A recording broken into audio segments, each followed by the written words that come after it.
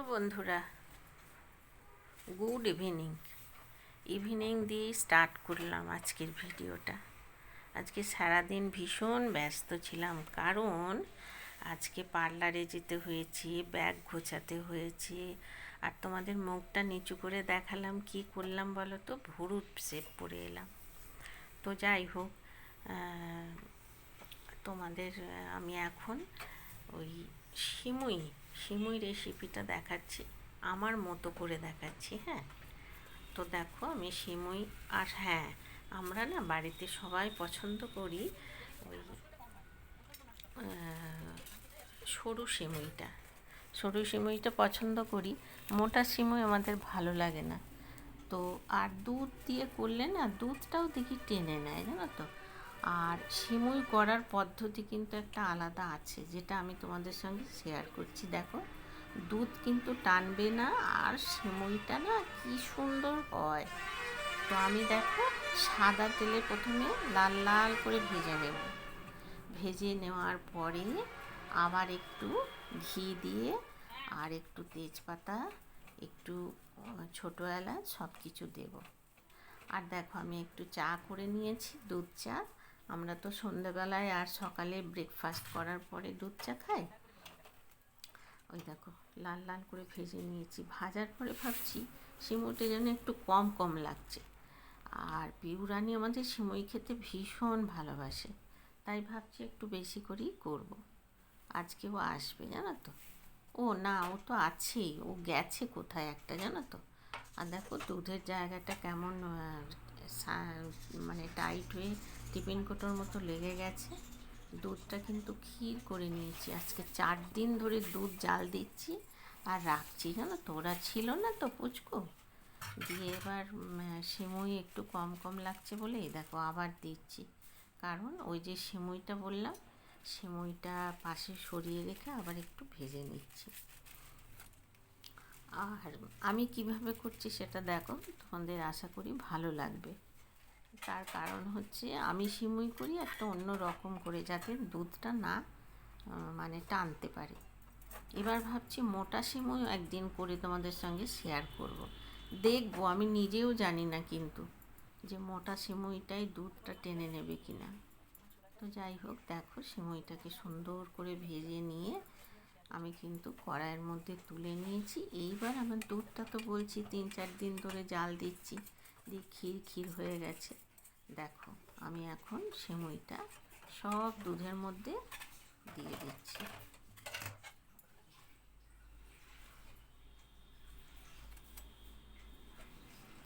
এবার কিন্তু আমি এখন গ্যাসটাকে আবার জ্বেলে নিলাম। গ্যাসটাকে জ্বালার পর ওই বাদবাকি যে সিমুই বললাম তোমাদের কাছে অল্প করে ভেজে নেব, ওইটা আবার ভেজে নিচ্ছি। আর পিউরানি আছে তোমার ইয়েতে, বাপের বাড়ি। ও আজকেই আসবে, জানো তো। তার জন্যে ছোলার ডাল করব আর সিমুই করছি। তা ছোলার ডালটাও তোমাদের সঙ্গে শেয়ার করছি।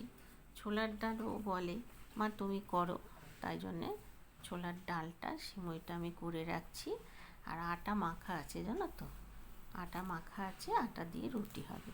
আর এখন আমি কড়াইয়ে সর্ষের তেল দিয়ে দিলাম, তারপরে তোমার 5 ফোড়ন দিলাম, না জিরে দিলাম, তারপর তেজপাতা দিলাম, একটা শুকনো লঙ্কা দিলাম, দিয়ে এটাকে একটু নেড়ে নিচ্ছি। এটা নেওয়ার পর আমি ছোলার ডালটা এমনভাবে সিটি দিয়েছি যে ছোলার ডাল গলবেও না, আবার দাঁতে শক্তও লাগবে না। ওটাই হচ্ছে আমার ক্যাটাগরি, দেখেছো। আবার আলুও কিন্তু দিয়ে দিয়েছি সিদ্ধ, মানে ছোলার ডালের সঙ্গে।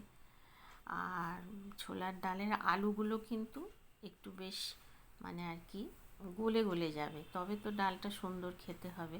তো আমার নারগুলো ছিল, দিলে দেওয়াই যেত, জানো তো। তো লেট হয়ে গেছে, ওই যে বললাম পার্লারে গেছিলাম। তো এবার দেখো আমি ছোলার ডালটার সঙ্গে হলুদ দিলাম, একটু লাল লঙ্কা দিলাম, দেখতেও তো ভালো হওয়ার দরকার আছে বলো। এটা আমি জিরে দিলাম। সব আমি ওপরে দিচ্ছি কেন বলো তো, এগুলো আমি কড়াইয়ে গরম করে তারপরে বাড়িতে আমি গুঁড়ো করি। দেখো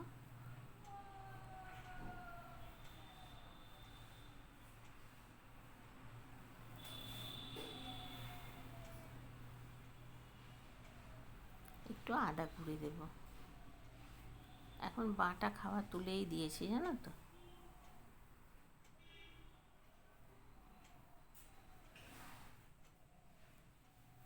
নারকোল দিলে একটু দাঁতে লাগলে ভালো লাগে, আবার কুড়ে দিলেও হতো, আর ভাল লাগছে না, জানো তো। কুড়ে মানে আমি কিভাবে কুড়ি বলো তো নারকোলটা? প্রথমে আগে পিস পিস করে কেটে নিই, তারপরে পিছনের খোসাগুলো পরিষ্কার করে ছাড়াই, ছাড়ানোর পরে সেটাকে মিক্সির মধ্যে রেখে ইয়ে করে নিই, ঘুরিয়ে নিই দুবার, ব্যাস। আর দেখো, আমি দুধ চা খেলাম, ফ্লাস্কটাও ধুয়ে তুলে রাখলাম। আমার কিন্তু রান্নাঘরে আসা মানে চতুর্দিক পরিষ্কার পরিচ্ছন্ন করব রান্না করতে করতে, রান্না করার পরে করব তা কিন্তু না। তো ছোলার ডালটা হয়েই গেল, একটু লবণও দিয়ে দিলাম, লবণটা দেওয়া হয়নি, আর তা না হলে হয়তো কম হয়েছে। সত্যি বলছি বন্ধুরা, খুব ভালো হয়েছিল খেতে। তো আমার কর্তা আবার ছোলার ডাল পছন্দ করে না, কিন্তু কি করব বলো, আবার বলবে এক এক দিন এক এক রকম রান্না করতে। তাহলে এবার ছোলার ডাল, মটরের ঘুগনি, তরকার ডাল আবার করবো কি, আমার ছেলে তরকার ডাল পছন্দ করে না। তরকার ডাল, তারপরে যে পাঁচমিশালি ডাল হয় সেইটা, আলু কুমড়োর তরকারি, আলু ভেন্ডির তরকারি আমার কর্তা পছন্দ করে না, পটল আলুর ডাল না ছেলে পছন্দ করে না, কর্তা ভালোবাসে। আর আমরা দুটো মেয়ে একবারে অগা, আমরা যা পাই তাই খাই, এরকম একটা ব্যাপার। তো যাই হোক, দেখো চেষ্টা তো করেছি ভালো করার। আরে দেখছো প্রদীপটা কিরম সেঁটে গেছে, বাতাস আনতে গেছিলাম সিমুইতে দেবো বলে, চিন্তা করছো। আসলে কি ব্যাপারটা হয়েছে বলো তো, পঞ্চপ্রদীপটা মাসিকে ধুতে দিয়েছি, দিয়ে প্রদীপটা আর কোথায় দেবো এইটার মধ্যে দিয়েছি। এবার যেই না দিয়েছি, কত বড় অ্যাক্সিডেন্ট চিন্তা করো। তলায় তলায় বসে গেছে প্রদীপটা, ভাগ্যিস আগুন জ্বলে যায়নি, দাও দাও করে আগুন জ্বলে গেলে কি হতো। আমার আর মাথায় আসেনি, জানো তো। আমি ভাবলাম প্রদীপটা বোধহয় এইভাবেই নিভে যাবে, জেলে দিয়ে এলাম হয়তো নিভে যাবে, ওই জন্যে পিউরানি অ্যাক্সিডেন্ট হওয়ার আগেই ও নিজেই মানে স্বাবলম্বী হয়ে যায়। কেন বলো তো, ও প্রদীপ জ্বালায় ঠিকই, কার্তিকের ঘরে, হরিতলায় সব দেখিয়ে এসে প্রদীপটা হাতে করে নিভিয়ে দিয়ে যায়, ওটাই বেস্ট। ওটা আমি, পূজা আমাকে বলছে, ও মাম প্রদীপটা বন্ধ করো।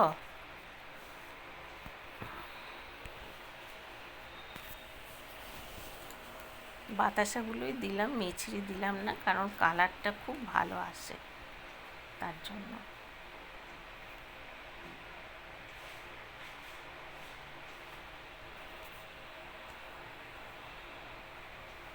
কি দেখাচ্ছি বলো তো, ম্যাজিক মশলা, ছোলার ডালের ঠিক নামাবার আগে ম্যাজিক মশলাটা দিয়ে চাপা দিয়ে দিতে হবে, তাহলেই বাস একদম ফাটাফাটি খেতে লাগবে।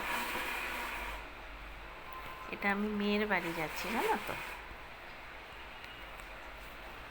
করতেই পারি না, জানো তো, লজ্জা করে, সবাই ফ্যাল ফ্যাল করে তাকায়, আর আমার কর্তা আমার ওপর রেগে যায়। তার জন্য ভিডিও এইভাবেই করেছি, দেখো। এখন আমি যাচ্ছি মেয়ের বাড়ি, সে পুচকুকে নিয়ে আমার মেয়ে গেছে, তারপর থেকে আমার আর যাওয়া হয়নি, তাই জন্যে মেয়ের বাড়ি যাচ্ছি।